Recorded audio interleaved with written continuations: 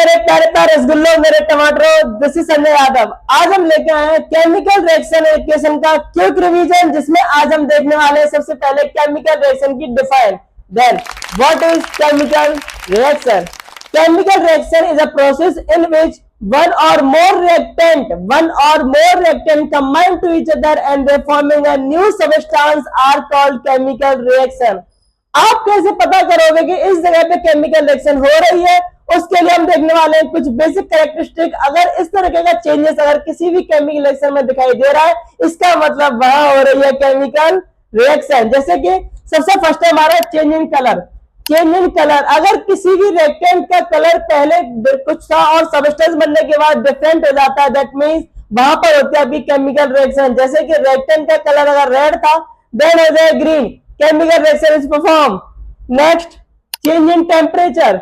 Change in temperature, अगर reactant का temperature पहले कुछ था और प्रोडक्ट का टेम्परेचर अगर बाद में कुछ और है, इसका मतलब वहां पे केमिकल रिएक्शन हो रही है। यानी कि रिएक्टेंट का टेम्परेचर अगर मान के चलो पहले 10 डिग्री सेल्सियस था, बाद में 50 डिग्री सेल्सियस हो गया, that means change in temperature are called chemical reaction. Next, evolution of gases, यानी कि कोई ऐसी रिएक्शन जिसमें पहले किसी भी तरह की गैस प्रोड्यूस नहीं हो रही हो, बाद में कोई गैस फॉर्म हो रही है, इसका मतलब केमिकल रिएक्शन हो रही है। ठीक है। Formation of PPT. पीपीटी मतलब प्रेसिपिटेट, यानी कि किसी भी केमिकल रिएक्शन में किसी एक ऐसे प्रोडक्ट का बनना जो कि किसी भी तरह के सॉल्यूशन में मिक्स ना हो, वो कहलाता है प्रेसिपिटेट। अगर ऐसा सब्सटेंस बन रहा है, यानी कि वहां पर हो रही है chemical reaction. Change in state, अगर किसी भी चीज की या किसी भी रिएक्शन में अगर स्टेट में चेंज आ रहा है, जैसे कि अगर पहले वो चीज सॉलिड थी, बाद में वो चीज लिक्विड हो गई, इसका मतलब वहां पे हो रही है केमिकल रिएक्शन। ये नेक्स्ट देखने वाले हम लोग बैलेंस्ड केमिकल इक्वेशन। तो बैलेंस्ड केमिकल इक्वेशन क्या होती है मेरे रसगुल्लो? जिसमें आपके number of atoms, it means number of element या नंबर ऑफ आपके reactants always equal to number of product. That means by the law of conservation of mass follow करती है वो रिएक्शन, वो कहलाती है आपकी balanced equation reaction. Law of conservation mass क्या कहता है? लॉ ऑफ कंजर्वेशन मास कहता है कि आपका जो रिएक्टेंट का मास है वो ऑलवेज इक्वल होना चाहिए आपके प्रोडक्ट के मास के। जैसे कि यहाँ पर दे रखा है, अगर मान के चलो आपके पास H2 plus O2 then they form H2O है। ठीक है। तो यहाँ पर आप देखो हाइड्रोजन 2 है, हाइड्रोजन 2 है, ऑक्सीजन 2 है, यहाँ पर ऑक्सीजन 1 है। बैलेंस करने के लिए यहाँ पे 2 लगा देंगे और हाइड्रोजन कितने हो गए? 2 2 4, तो 2 हाइड्रोजन यहाँ पे लगाएंगे बेटा। ठीक है। दोनों का मास अब देखोगे तो सेम आएगा, लेकिन अगर यही मास अगर मैं पहले देखूं H2 plus O2 then they form H2O। ठीक है। तो दोनों जगह पे मास देखो यहाँ पर फॉलो हो रहा है bye the law of conservation of mass. 2H2 यानी कि 1 into 4, that means 4, and plus 2 into 16, that means 32, यानी कि आपका यहां पर निकल के आ रहा है 36 ग्राम, 36 ग्राम। ठीक है। ऐसे आप यहां पर निकालोगे तो 4 plus 2 into 16, 4 plus 32, that means 36 ग्राम, ऑलवेज इक्वल टू। ठीक है। और ये अगर पहले रिएक्शन की बात करें तो 1 into 2, 2 into 6, 2 into 6, 32, that means 34 ग्राम। यहां देखेंगे 1 into 2 and plus 16, 2 plus 16, 18 ग्राम।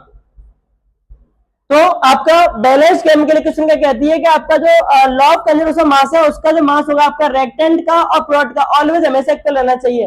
तो कभी भी मेरे रसगुल्लो अगर आप केमिकल रिएक्शन करोगे तो उसको बैलेंस करना बहुत जरूरी है, नहीं तो आपके एग्जामिनर आ देना मार्क्स खा जाएंगे और आपको लगेगा भाई हमारी तो रिएक्शन हो गई, लेकिन नहीं, आपको फुल मार्क्स नहीं मिलेंगे।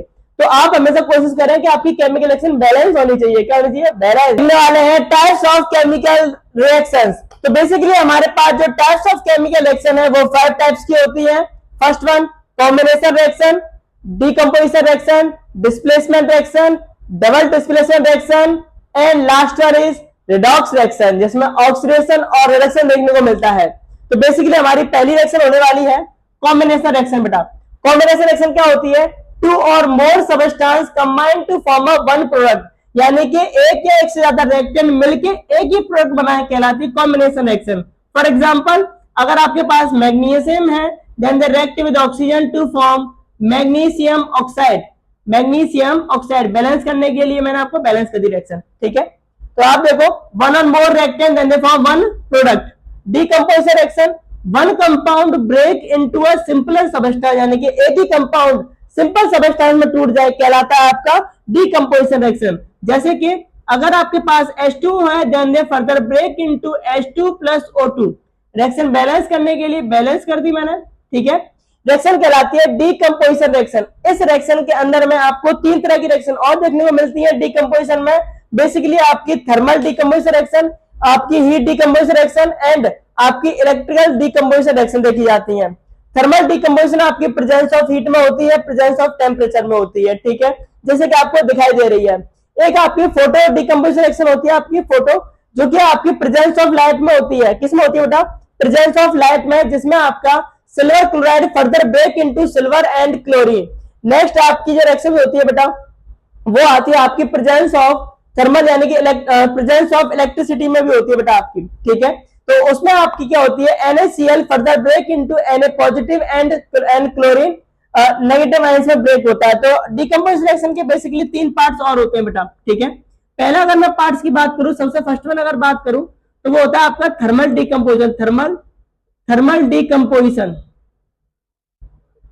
डीकंपोजिशन यानी कि प्रेजेंस ऑफ हीट में होने वाली रिएक्शन। तो प्रेजेंस ऑफ हीट में आप इसी को करोगे, यानी कि 2H2O further break into H2 plus O2, ये बैलेंस कर दी बेटा आपकी रिएक्शन, ठीक है।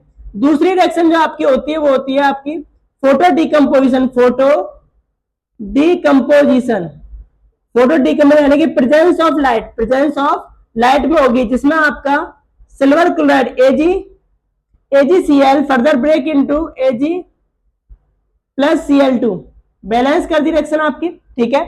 थर्ड आपकी जो होती है बेटा वो होती है आपकी इलेक्ट्रिकल, यानी कि इलेक्ट्रोलाइसिस, इलेक्ट्रिकल डीकंपोजिशन रिएक्शन, जिसमें आपका NaCl further break into electrolysis हो जाता है NaCl का Na positive and Cl negative में, ठीक है। तो ये होती है हमारी डीकंपोजिशन रिएक्शंस। नेक्स्ट हम लोग आते हैं अपने डिस्प्लेसमेंट रिएक्शन पे।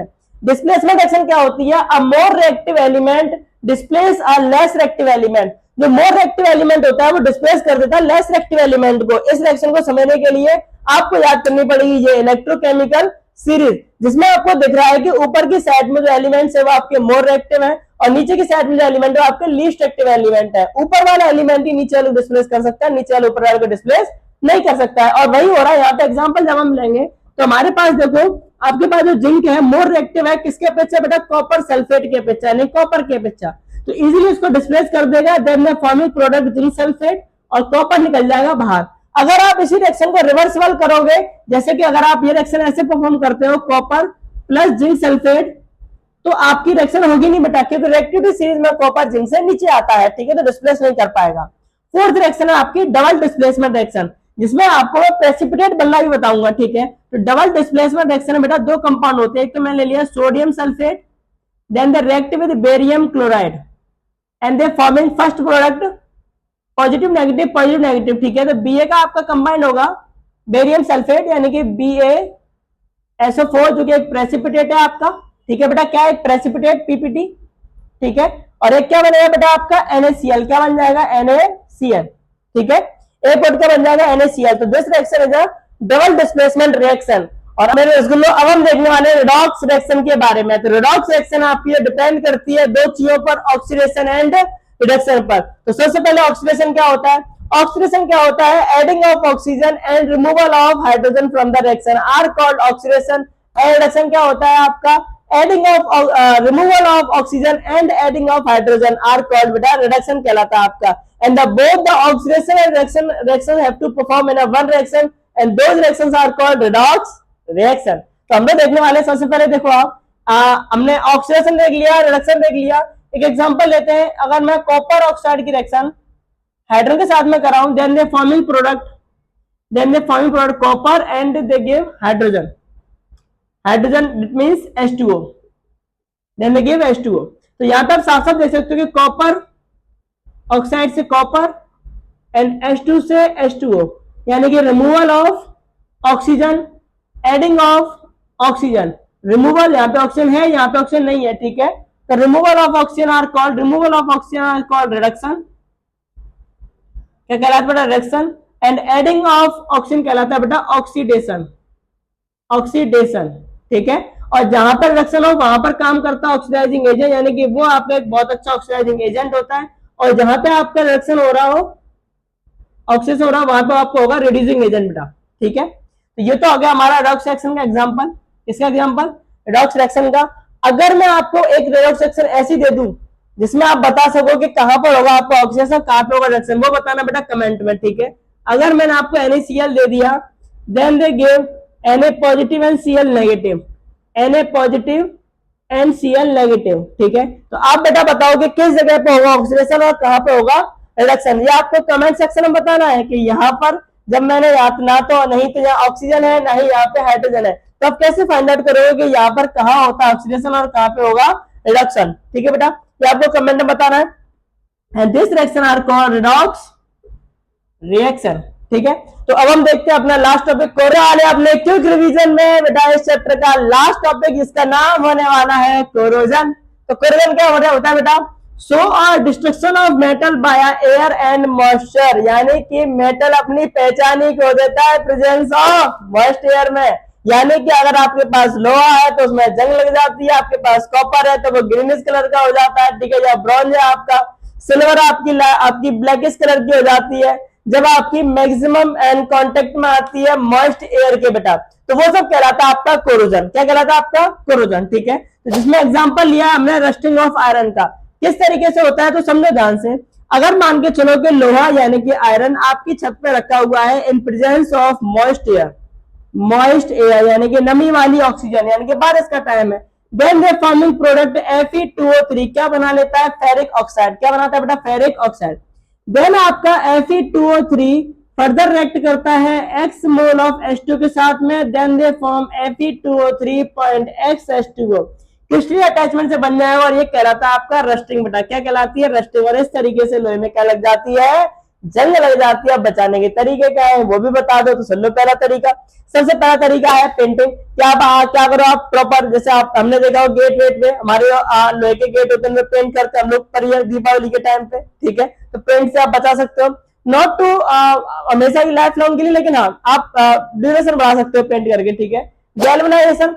गैल्वेनाइजेशन में बेटा क्या होता है कि आप इसमें जिंक की कोटिंग करते हो। किसकी? जिंक की। ठीक है, जिंक क्या करता है, जब भी मॉइस्चर के कांटेक्ट में आता है then they form zinc oxide, यानी कि एक ऐसा प्रोडक्ट बना लेता है आयरन के ऊपर जो कि उसको प्रिवेंट करता है डबल। इसलिए आपने देखा भी होगा कि ज्यादातर आपके जो ब्रिज होते हैं बेटा, ज्यादातर आपके जो ब्रिज होते हैं वो आपके जिस लोहे के बने हुए होते हैं, लेकिन वो गलती इतनी जल्दी नहीं है। क्यों? क्योंकि उनके ऊपर जिंक की कोटिंग होती है ब्रिज के ऊपर। ठीक है, तो उसी को बोला जाता है गैल्वेनाइजेशन। आप ऐसे बचा सकते हो, ग्रीसिंग करके ही बचा सकते हो। जैसे आप अपनी साइकिलों में ग्रीसिंग करते हो ना मस्त मस्त तरीके से, और मस्त मस्त भगाते रहते हो स्पीड में, तो आप ग्रीसिंग करके करते हो जिससे कि आपकी चेन लॉन्ग टर्म तक चलती है, वो भी लोहे की होती है। ठीक है, नेक्स्ट टॉपिक बचा हमारा रेंसिडिटी।